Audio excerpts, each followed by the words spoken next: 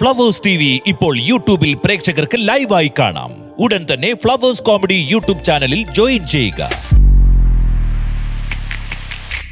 അതെ, ഈ വർഷങ്ങൾക്ക് ശേഷത്തില് ആക്ച്വലി ലൈക്ക് വയസ്സായിട്ടുള്ള ഒരു ഗെറ്റപ്പില് ഫസ്റ്റ് മേക്കപ്പ് ലുക്ക് ഒക്കെ കഴിഞ്ഞ് മിററിൽ നോക്കിയ ആ ഒരു സീൻ ഉണ്ടല്ലോ, എന്തായിരുന്നു ആക്ച്വലി ലൈക്ക് ആ മേക്കപ്പ് ഒക്കെ കഴിഞ്ഞ് മിററിൽ ഇങ്ങനെ നോക്കുമ്പോ?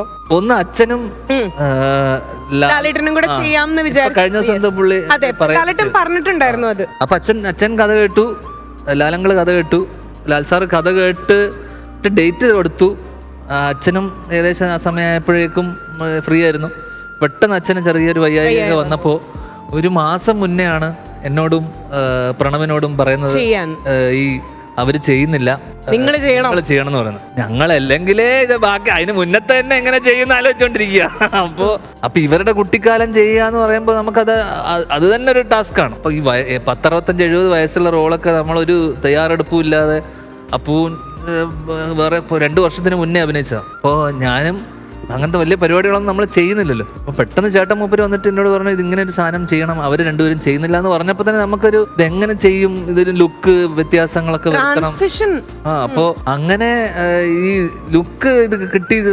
ഒരു സൈഡ് മാത്രം വടിക്കാൻ പറഞ്ഞു ചേട്ടൻ. ഈ സൈഡ് മുടി ഇങ്ങനെ എടുത്തിട്ട് ഒന്ന് കണ്ണാടിയൊക്കെ വെച്ച് ഡൈ ഒക്കെ ഇട്ട് ഒരു ചെറിയ ലുക്ക് ടെസ്റ്റ് ആണ്. അത് ലുക്ക് ടെസ്റ്റ് നടത്തുന്നത് അന്ന് രാവിലെ ഷൂട്ട്. കാരണം തലേദിവസം വരെ ഞാൻ വേറൊരു പടത്തിൽ വക്കീലായിട്ട് അഭിനയിച്ചുകൊണ്ടിരിക്കുക. 365 ദിവസവും സിനിമയിൽ ലോകത്താറുണ്ട്. ആ ലൊക്കേഷനിൽ നിന്ന് അടുത്ത ലൊക്കേഷനിലേക്ക് പോവുക, വീട്ടിലുള്ളവര് ഇങ്ങോട്ടേക്ക് വരിക. എന്താ പ്രശ്നം വെച്ച് കഴിഞ്ഞാൽ ഈ പ്രത്യേകിച്ച് നമ്മളെയൊക്കെ ടി-വിയിലും ഇതിലൊക്കെ നോവിയണ്ണായിട്ട് ഇതുപോലത്തെ ഒരു ലുക്കൊക്കെ ചെയ്തിട്ട് വരുവാണെങ്കിൽ നമുക്ക് അടുത്തറിയാവുന്ന ആൾക്കാരൊക്കെ പെട്ടെന്ന് ചെയ്യുവാണെങ്കിൽ ആൾക്കാർക്ക് കൺവിൻസിങ് ആവില്ല. ഒന്ന് നമ്മളെ ഡെയിലി ഡിജിറ്റലിലും യൂട്യൂബിലൊക്കെ കാണുമല്ലേ. അപ്പൊ അങ്ങനെ കണ്ടിട്ട് പെട്ടെന്ന് ഇവനല്ലേ എന്ന് പറഞ്ഞു കഴിഞ്ഞാൽ അവിടെ ആ ക്യാരക്ടർ തീർന്നു. അപ്പൊ ചേട്ടൻ അത് കണ്ടിട്ട് വന്നിട്ട് എൻ്റെ അടുത്ത് പറഞ്ഞു, കണ്ണൊക്കെ നിറഞ്ഞിട്ട് എൻ്റെ അടുത്ത് പറഞ്ഞു അച്ഛനെ പോലെ ഉണ്ടെന്ന് പറഞ്ഞു. ഏതോ ഒരു സ്ഥലത്ത് കേരള കഫേ എന്ന് പറഞ്ഞൊരു സിനിമയിൽ അച്ഛൻ ഇതുപോലെ കുറച്ച് മുടിയൊക്കെ പഠിച്ചിട്ട് കണ്ണാടിയൊക്കെ ഇട്ടിട്ട് വന്ന സമയത്ത് അച്ഛനെ പോലെ ഉണ്ടെന്ന് പറഞ്ഞു. അപ്പൊ എനിക്ക് അങ്ങനെ ഒരു അച്ഛനെ പോലെ